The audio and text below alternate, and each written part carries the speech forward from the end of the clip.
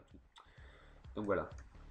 Donc après, pour ce qui est des effets, ben vous allez dans effets.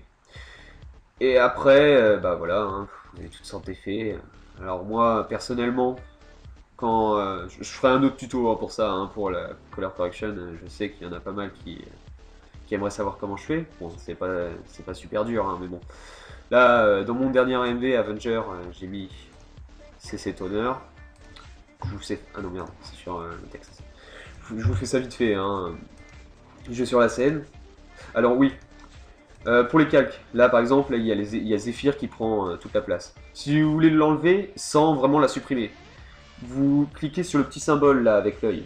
Et du coup, il restera là, mais il sera invisible. Donc voilà.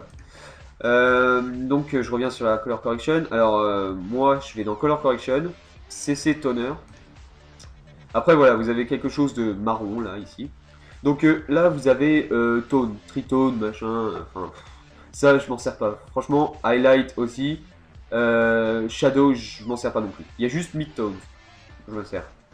Parce que j'en éprouve pas l'envie d'utiliser d'autres. Parce que je trouve que le rendu est très bien comme il est. Donc voilà, moi dans le dernier AMV que j'ai fait, je l'ai mis à peu près ici. Voilà, donc ça vous fait quelque chose de bleu. Après vous allez dans Blend Original et vous augmentez. Ce qui fait que quand vous allez augmenter, ben le bleu va être plus ou moins présent. Et moi je l'ai mis à 67, donc voilà, vous avez quelque chose comme ça. Bon après, les couleurs vont pas forcément bien ensemble, bon là ça va. Donc voilà, vous avez le CC Toner là tout seul, donc bah, c'est déjà pas mal comme ça, mais vous pouvez faire quelque chose de mieux. Si vraiment vous voulez copier la color correction que j'ai utilisée dans le dernier AMV, bah, vous rajoutez la courbe dans correction colorimétrique, pardon. Elle est dans courbe, voilà. Donc ici, si vous montez, ça va augmenter le contraste. Si vous descendez, non c'est l'inverse. Si vous descendez, ça va augmenter le contraste, et là, ça va le diminuer. Donc voilà. Donc moi, a priori, je mets ça comme ça. Et ici, plus haut, vous allez prendre le petit curseur et vous allez le monter. Et ça va augmenter la brillance. Enfin, je sais pas si ça se dit, hein. Ouais, bon, on va dire la brillance. Donc voilà. Donc vous avez quelque chose d'assez joli, enfin, moi je trouve. Donc voilà. Après, il y a quelque chose qu'il faut prendre en compte, c'est que quand le CC toner est avant la courbe, ça donne quelque chose comme ça. Mais si vous inversez les places, ça vous donnera quelque chose de différent. Bon là, je sais pas si vous allez voir grand chose, mais bon, il y a une petite différence. Alors je sais pas sur... Enfin, je sais pas qu'est-ce que ça change, mais bon, il y a des moments, moi je tente quelques petits trucs, et puis bah, ça rend mieux. Donc voilà. Donc après là, si vous voulez laisser tel quel, si vous aimez bien que les couleurs ressortent, bah, vous laissez comme ça. Hein. Mais après, vous pouvez changer les couleurs. Enfin, je sais pas, moi je pourrais mettre ça en jaune. Voilà, un jaune pas trop flashy. Voilà, donc ça vous fait un truc comme ça pour vous augmenter, et plus ou moins, et puis bah voilà, ça vous fait un petit rendu comme ça. Donc après, vous pouvez avoir vos propres couleurs, color correction, voilà. Donc après, vous pouvez aussi, alors je reviens, donc oui, aussi une manip sur le clavier. Donc si vous voulez revenir en arrière, parce que là, bah, il n'y a rien hein, pour revenir en arrière, à part supprimer, pardon, vous faites CTRL Z. CTRL Z, donc du coup, vous faites CTRL Z bah, jusqu'au bleu, là, par exemple. Voilà, donc là, on est revenu. Donc voilà, donc c'était quelque chose d'assez important parce que quand on le sait pas, voilà. Moi au début, j'étais un peu idiot, donc du coup, j'ai pas... Enfin, je sais pas si c'est question d'être idiot, mais bon, je connaissais pas les manips. Donc bref, si vous voulez rajouter, si vous voulez personnaliser encore plus votre color correction, ben, moi ce que je fais souvent, c'est que je mets la saturation à 50%, pour que ça soit pas trop... voilà, les couleurs ressortent pas trop, parce que j'aime pas trop quand c'est trop flash. Et là, la saturation, vous allez la mettre, bah là, au-dessus de la courbe, ça va changer quelque chose, mais pas assez pour moi. Vous allez la mettre au-dessus de CC Toner. Et voilà, vous aurez quelque chose d'assez joli. Et du coup, moi, j'augmente la courbe, parce que là, du coup, c'est pas assez brillant. Et voilà, ça donne de quelque chose d'assez joli. Donc voilà. Donc là, vous aurez appris quelques bases sur la color correction. Après, bon, bah, il reste Magic Bullet, mais bon, ça, je vous expliquerai plus tard, parce que c'est déjà plus compliqué. Donc voilà, donc vous avez quelque chose de sympa avec une bonne color correction, vous pouvez le voir là. Voilà. Donc après, bah ici vous avez les effets, paramètres prédéfinis. Donc bah je sais pas, par exemple le CC toner, on va le rechercher, vous mettez CC toner, voilà, vous l'aurez ici, et puis bah pareil, hein, si vous voulez mettre l'effet sur, je sais pas, moi par exemple le texte, donc le texte là on va le remettre, on va le rendre visible, voilà on va le mettre ici, vous mettez CC toner, vous prenez le CC toner, enfoncez, et hop, vous le mettez sur le texte. Donc voilà, là il va être jaune. Donc voilà. Donc après dans les paramètres, alors bah là on va retourner sur la scène. Ici vous avez les effets. Donc ça revient au même. Hein. Là ici en haut vous avez les projets et là vous avez effets. Donc ça revient au même que si on va ici, là dans, on va dans effets, la scène 1. Donc, après ça vous de voir, hein, c'est en fonction. Enfin c'est plus ou moins pratique. Moi je modifie souvent ici, mais c'est surtout quand par exemple on veut faire un changement, un effet qui est assez sympa. Bon voilà, un effet en plus. Hein. Ici, par exemple, simultanément, vous aurez les deux. Vous aurez là sur la scène, et ici, à côté de projet. Donc ici, on va dire que ça va rester un peu contrasté.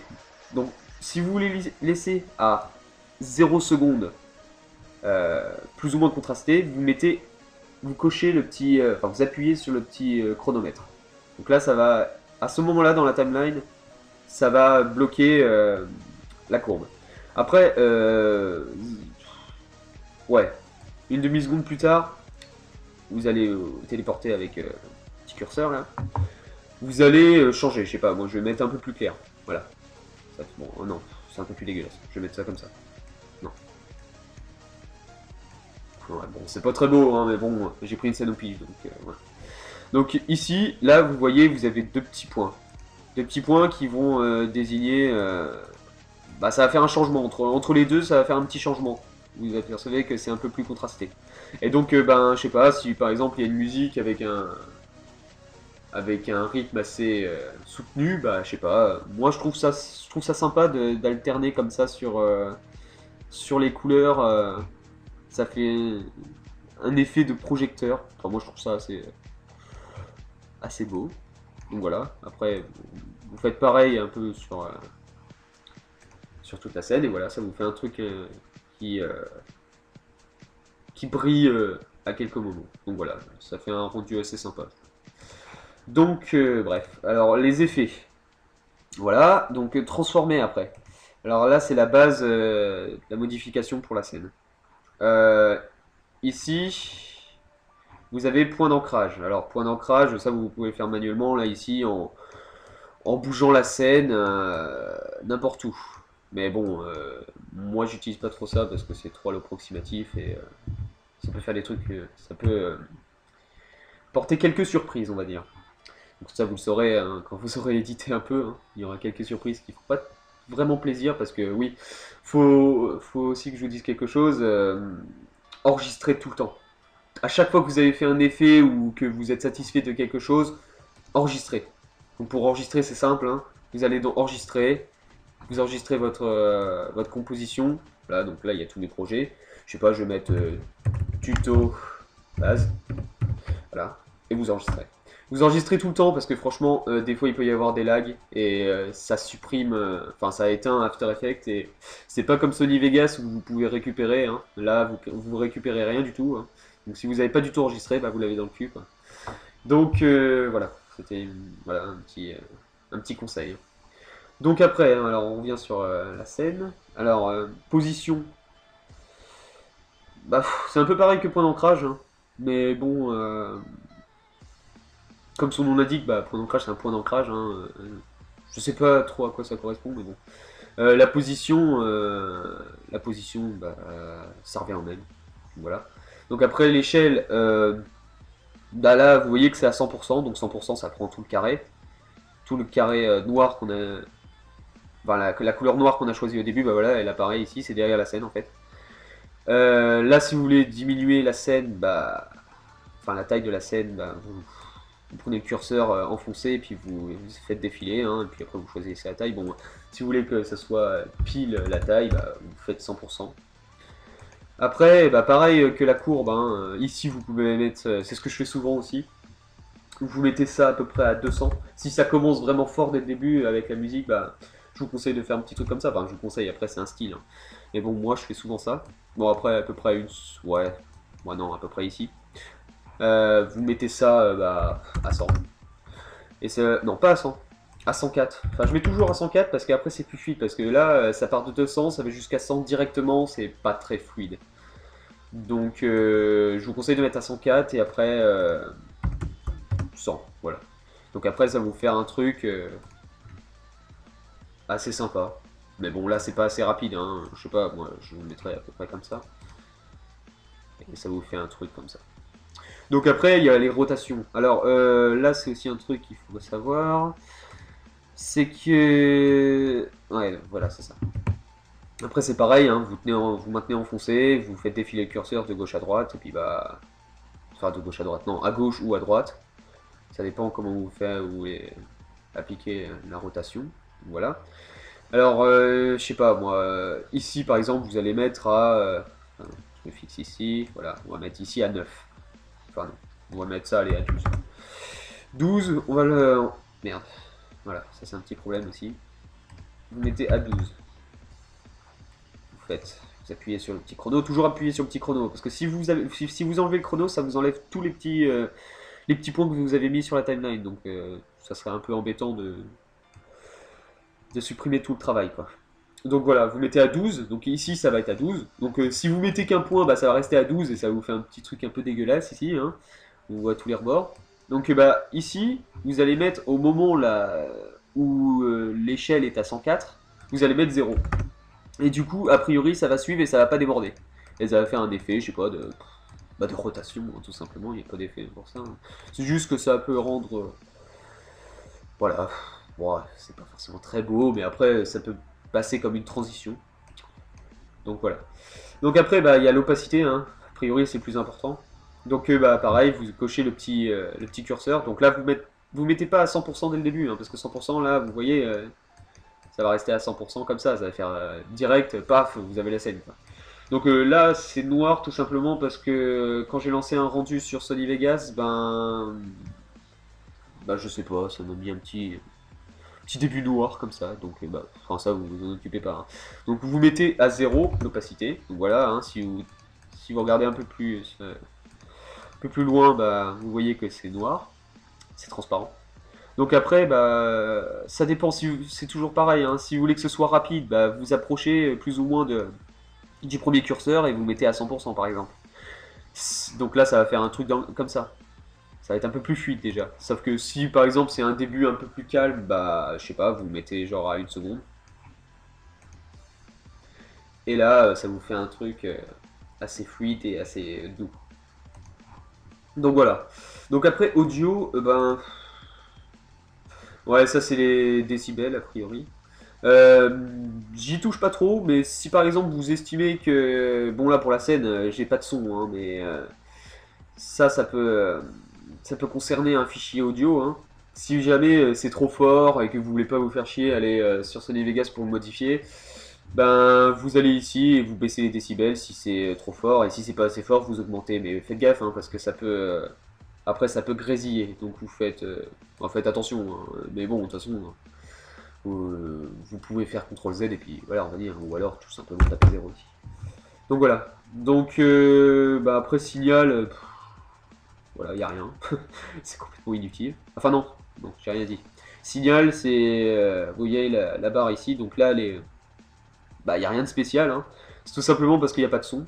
Si le son il était là, bah, on aurait vu quelques pics, comme un électrocardiogramme, hein. Je sais pas si c'est une bonne référence, mais bon, vous voyez à peu près ce que je veux dire. Donc voilà. Donc bah, au final, vous avez votre scène, hein. Vous avez votre scène, et voilà, hein, je pense que vous avoir dit le plus important. Bon après il y aura d'autres tutos, hein, vous inquiétez pas, hein. Donc pour finir, on va dans composition. Si vous voulez lancer votre rendu final, vous allez dans composition. Vous faites ajouter à la file d'attente de rendu. Voilà. Donc vous avez votre composition qui apparaît ici. Donc dans paramètres de rendu, vous allez dans qualité optimale, résolution intégrale. La taille, elle est verrouillée.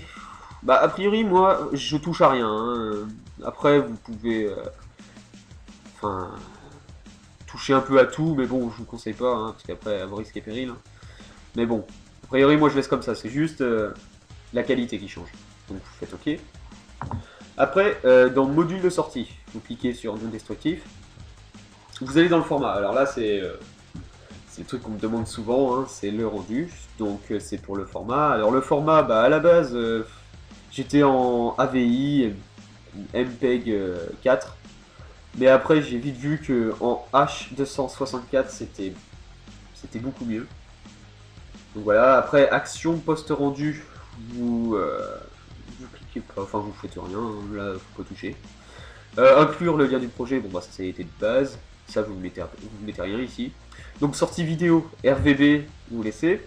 Profondeur, vous mettez millions de couleurs, si c'est pas déjà fait. Couleur prémultipliée, parenthèse cache. Après, vous touchez pas. Donc option de format, alors là c'est aussi très important. Là vous allez, vous touchez à rien ici a priori. Encodage VBR, une passe. Et dans débit cible, vous mettez à 240 si vraiment vous voulez que la qualité soit optimale. Si vous voulez pas trop que ça, si vous voulez que le rendu soit plus rapide, vous mettez à 140. 140, ça reste raisonnable et ça vous fera un bon rendu quand même, hein, ne vous inquiétez pas. Donc là, ici, vous ne touchez pas. Et voilà, vous faites OK. Donc voilà, alors redimensionner, je sais pas si ça change quelque chose, mais ça c'est dans vos paramètres composition. Si par exemple vous avez mis 1280 sur 720 et que vous voulez agrandir et augmenter la qualité, vous pouvez toujours redimensionner et mettre vos dimensions. Donc là a priori ça change rien, mais bon, je le coche toujours, hein, ça change rien de toute façon. Donc après recadrage, alors ça non plus je touche à rien, parce que ça change rien. Enfin après je sais pas, hein, je suis pas assez professionnel pour m'en servir. Et après aussi quelque chose de très important, n'oubliez pas de faire sortie audio. Si jamais il y a une musique dans votre composition, cliquez dessus. Donc après ça pareil, hein, je m'y connais pas très bien dans les paramètres audio, hein, mais a priori c'est pas trop mal. Là. Donc voilà, vous faites OK. Vous faites le nom de la scène, donc le nom de votre composition, je vais mettre Zephyr Tuto. Pareil, voilà. Et donc là, vous êtes prêt à lancer le rendu, vous faites rendu, et voilà, ça se lance. Et donc, voilà, vous avez le rendu. Donc j'espère que ce tuto vous aura plu. Hein. N'hésitez pas à vous abonner à la chaîne, hein, il y en aura de plus en plus. Il y a des let's play qui sont prévus. Je sais que c'est pas très novateur, hein, mais bon, ça fait toujours plaisir de regarder quelques let's play. Hein. Donc voilà. N'hésitez pas aussi à faire un tour sur ma chaîne principale, hein, comme toujours. Et donc voilà. Donc à plus tout le monde. Ciao ciao.